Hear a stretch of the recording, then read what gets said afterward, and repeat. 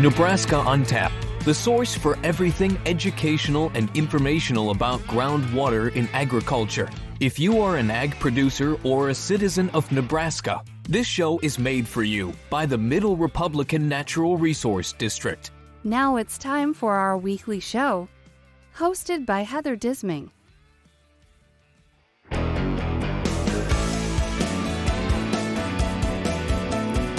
Hello, everyone. Thanks again for joining us on this week's edition of Nebraska on Tap. We are super excited for you to be here today because we are going to talk to Alexa and Dehvynne from DNR. They drove all the way down here from their homeland in Lincoln to talk to us. And luckily, my brother was a willing participant to talk to them about some of the things that DNR does for farmers and for the NRD here in Nebraska. So stay tuned as we get into that. And thanks again, Vaughn, for coming in and letting us quiz you a little bit for 15 minutes. So stay tuned. We'll get into that interview in just a little bit.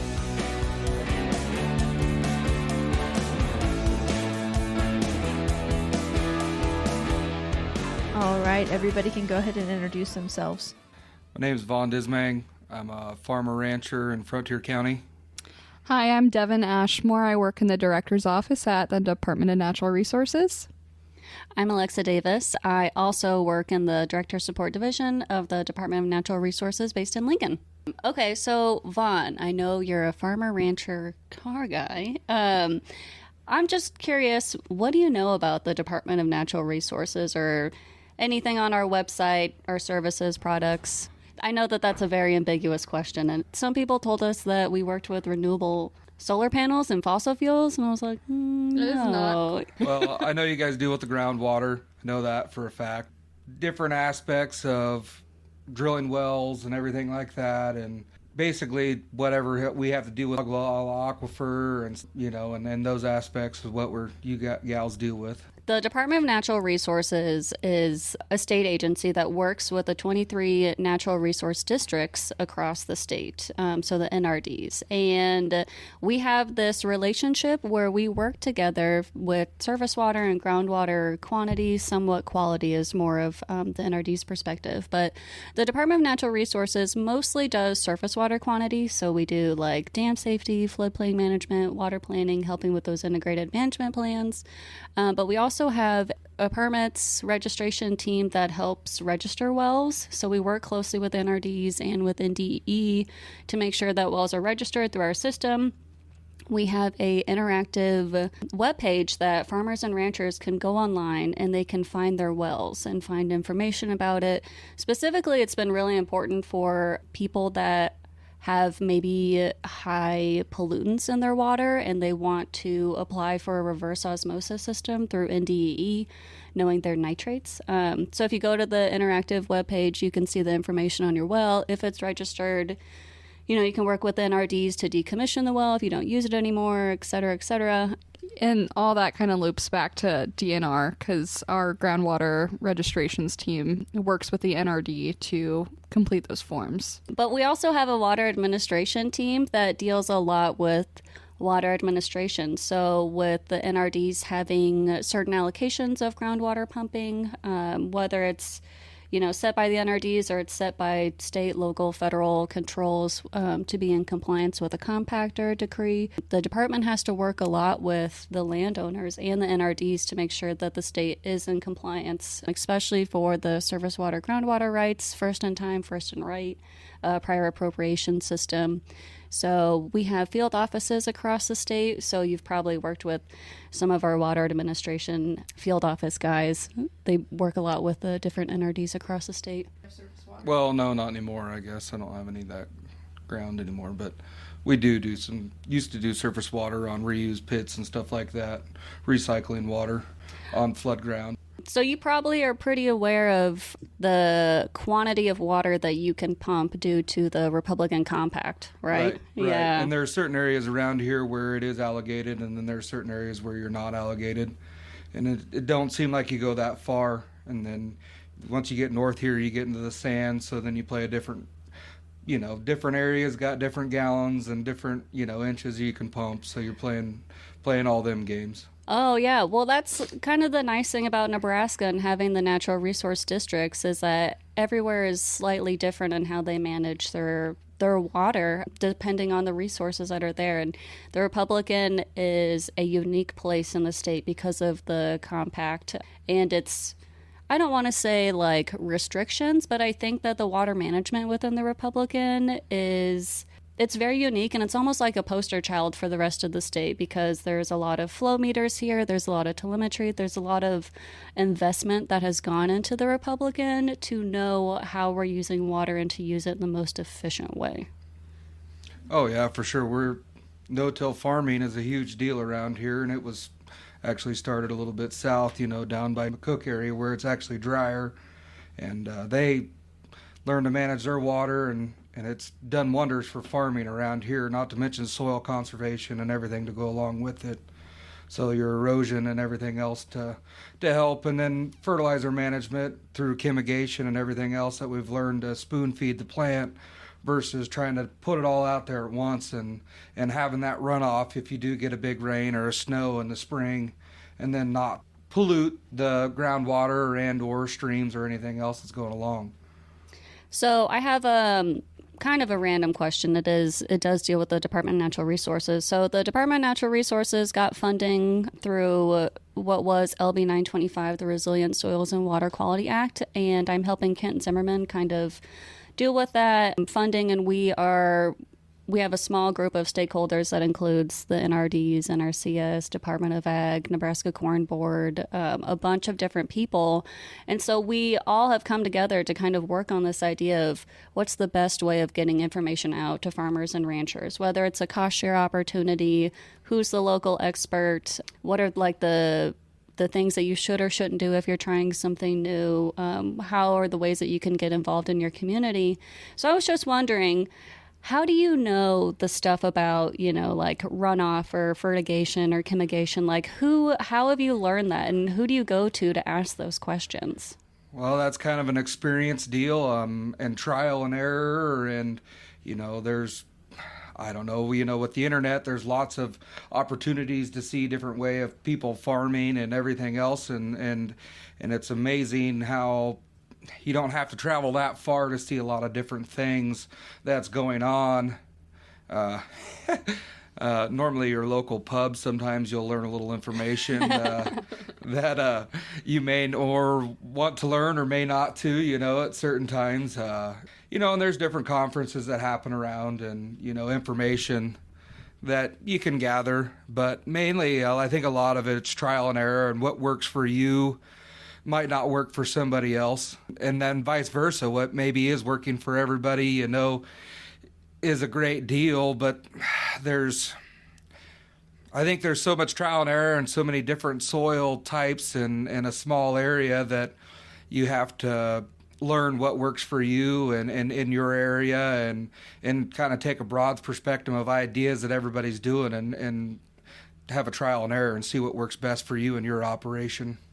That is so true. There is a NRCS web soil survey website that you can go on. You can see the different soils in Nebraska, and oh my gosh, there are so many. So what you do on your farm, the person across the street from you can have completely different soils and have to manage it completely different, which then would impact the water quantity and quality. So yeah, for sure. Yeah, it's pretty amazing.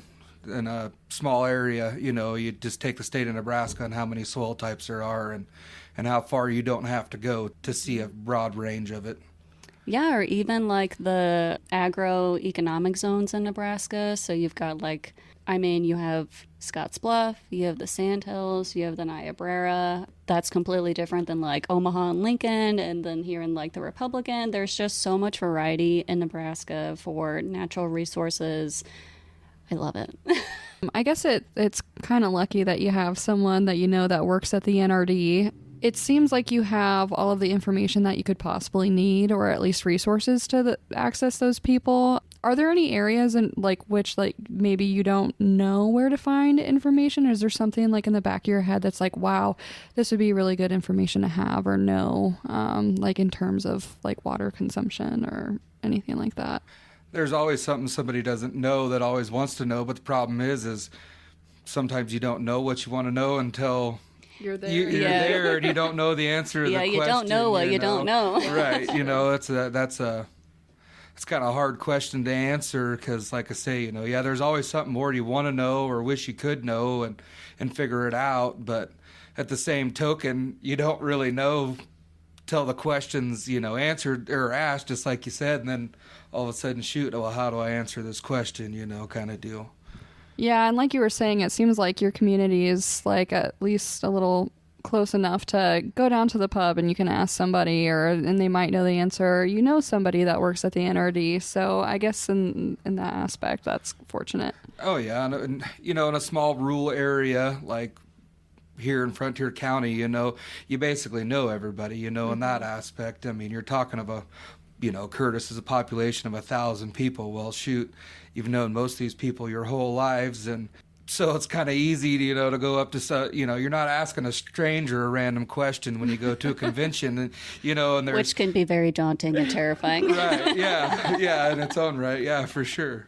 It's not like going to a convention in Lincoln or Omaha and trying to find the right person, that you think or maybe that has the answer, and that you don't know, so it's kind of cheating around here, and there's experience, I mean, everybody's done this their whole lives, and I guess I grew up with farming and with my dad, so, there's a lot of questions that's pretty easy to go ask him on his trial and errors and Pioneer seed salesman, so he has a little access to some information that not everybody gets to and tries to hand that out to our customers and everything else. So you got to play a little bit of a cheating game that not everybody has the opportunity to or can ask the questions to the right person maybe in that aspect.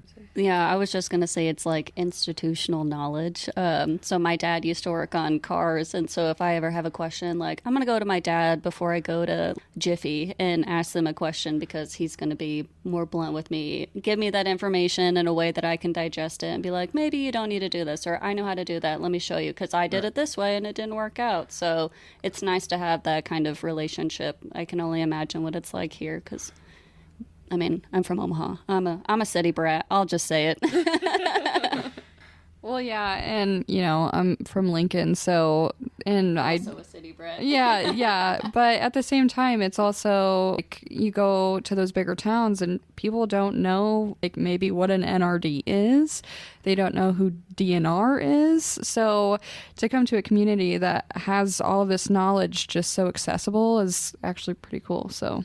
And I guess just as a side note, our groundwater team is working on some additional resources for people who use groundwater. So how to register your well online. They're going to come out with some training videos or just some how-tos, tips, and tricks for our website. If you guys have any questions on that, be looking for that. And, like you said, conferences are a really great way to get some additional information. Our groundwater team goes to those. Our groundwater team was just at a groundwater conference, and they gave a demonstration on some of those resources too. So if you just have some, maybe you don't know what you don't know, and you just want some just general knowledge and information, definitely take advantage of those opportunities. We can ask Vaughn how he was finding out the information about his wells. It's pretty easy. Sergeant or Downey or whoever you use as a well system normally knows how deep your wells are and when they were drilled and all the good stuff. But it's nice to know that you guys can get on your website and figure that information out as well, because sometimes it's curious, to figure out how deep some wells are that you're picking up ground or renting, and it's a lot easier to get on the internet and look it up and know the data that way versus making a phone call. Mm-hmm. Yeah, definitely. And as I was saying earlier, the Republican Basin is a poster child for water management because of the compact. Like, you have to know how much water is being pumped out, what's being recharged. We have equations for what's being evaporated, because we have to stay within compliance with Colorado and Kansas. So you're in an area that is just plentiful of data on water management, which is really cool. But I don't have anything. I'm sure as soon as you leave, I'll be like, yeah, that always happens. But Do you guys want to go with Vaughn and watch how a baby cow is born? I've already done that this morning. Sorry, We girls, were I'm late for driving that. past and we saw a bunch of baby cows, and we jokingly said, and I say jokingly, we were like, let's take one. Because they just look so cute. We would not, but yeah. we would not. But they just look so adorable. They're cute for a little while. I got 4 bottle calves. I can beg to differ that you feed them for a few months, they're not as cute as what they started out as in the first couple weeks. Well, Just like little guys. well, you could say that about like kids. Like babies are cute, and then toddlers, you're like, And they why? start walking and screaming. And then then they're like productive members of society that aren't as very like angsty. My little sister is 18, and I'm just like, oh my god, you're driving me nuts. That was a little rant. Sorry. All right, Vaughn, thank you so much for stopping in today and letting us have a little interview time with you.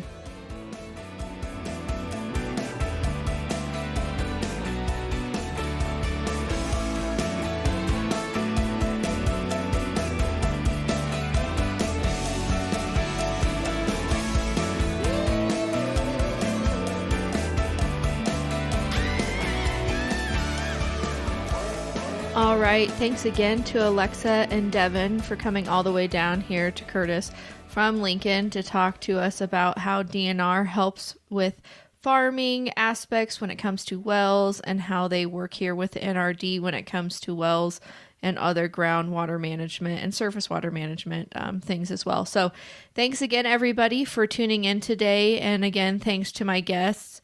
We'll be back next week, and don't forget to go to www.nebraskaontap.com. You can find our newest episode there on our RSS feed, or you can look at our YouTube videos there, which are just honestly softly visual for everybody, but I don't really like to be on camera, so anyway, and don't forget to like and subscribe at our Spotify, our Apple Podcasts, and also on our YouTube too. You can also check out Alexa and Devin's podcast from DNR called Around the Water Cooler, where they give you a brief update. It only lasts about 5 minutes about what's going on there at DNR. And you can find those on Spotify, Apple, iHeartRadio as well. Until we see you next week, have a great one. Bye-bye.